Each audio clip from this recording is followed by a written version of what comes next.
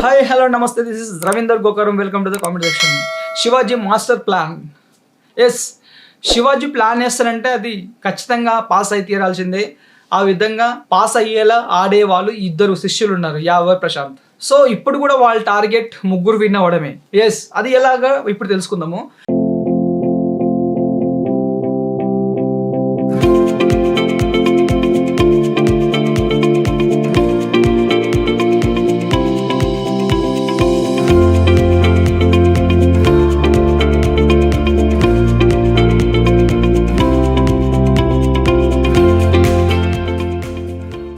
శివాజీకి చాలా తెలివి ఉంది, చాణిక్యుడిగా అని పేరుంది. ఇదే విషయాన్ని బిగ్ బాస్ కూడా చెప్పాడు. అయితే ఇప్పుడు ఫైనల్లో 3 వాళ్ళు ముగ్గురు ఉంటారంటే ముగ్గురు ఏ విధంగా గెలవబోతున్నారు అనే దాని గురించి నేను ఒక డెడికేటెడ్ వీడియో చేశాను.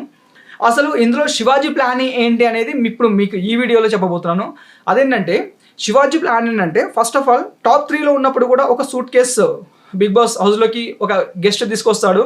ఆ సూట్ కేసులో అమౌంట్ ఎంత ఉందని చెప్పేసి వాళ్ళతో అడుగుతాడు. ఇప్పుడు ఖచ్చితంగా ముగ్గురులో ఎవరెవరు అప్పుడు ఎలిమినేట్ అవుతారు.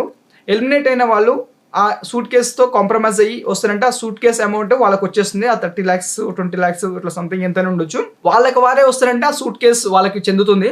లేదు మేము ఎవరము రాము, మాకు అసలు ఈ సూట్ కేసు అవసరం లేదు, మాకు టైటిలే కావాలి అనుకుంటే ఆ సూట్ కేసు ఎవరికి ఉండదు. ఖచ్చితంగా ఎవరెవరు ఎలిమినేట్ తీసుకొని బయటకు వచ్చేస్తారు. వాళ్ళకి ఆ సూట్ కేసు లాస్ అయిపోతుంది, వాళ్ళు ఎలిమినేట్ అయిపోతారు. సో ఈ విధంగా జరగకుండా ఉండాలి అంటే, ఇటువంటి నష్టం జరగకుండా ఉండాలి అంటే యావరికి అమౌంట్ అనేది చాలా అంటే చాలా చాలా చాలా అవసరం. ఎందుకంటే చాలా కష్టాల్లో ఉన్నాడు, ఆల్రెడీ చెప్తూ ఉంటాడు, నేను బిగ్ బాస్కి లోన్స్ తీసుకొని వచ్చాను, నాకు చాలా అవసరం ఉంది మనీ అని. సో ఈ విధంగా ఇన్ని విషయాలు తెలిసిన శివాజీ ఖచ్చితంగా ప్లాన్ చేశాడు. ఏ ప్లాన్ అంటే, టాప్ 3లో ఖచ్చితంగా టైటిల్ ఏమో శివాజీకి మన ప్రశాంత్కి వస్తుంది.